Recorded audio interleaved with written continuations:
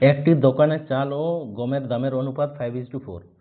চালের দাম 2:5 অনুপাতে এবং গমের দাম 3:5 অনুপাতে বৃদ্ধি পেলে বর্তমানে চাল ও গমের দামের অনুপাত কত হবে? ঠিক আছে, তাহলে আমরা যদি রাইস আর যদি হুইট আমরা দেখি, তাহলে আমরা কত পাচ্ছি?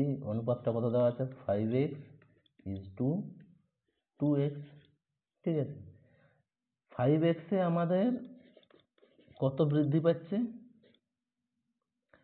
2:5, তাহলে 5/2 এটা বৃদ্ধি পাচ্ছে। ঠিক আছে, কমে গেলে অনুপাত উল্টে যাবে। ঠিক আছে, 2x থেকে আমাদের কত বৃদ্ধি পাচ্ছে? 3:5, মানে 5 বৃদ্ধিটা উপরে নেব। ঠিক আছে, তাহলে আমাদের 25x/2 এদিকে হচ্ছে আমাদের 10x/3, কোনাকুনি গুণ করে দিই, তাহলে কত পাচ্ছি? 75x/20x। 5 দিয়ে যদি কাটি তাহলে এটা পাচ্ছি 15, আর এইটা দিয়ে 4 পাচ্ছি, তাহলে 15:4।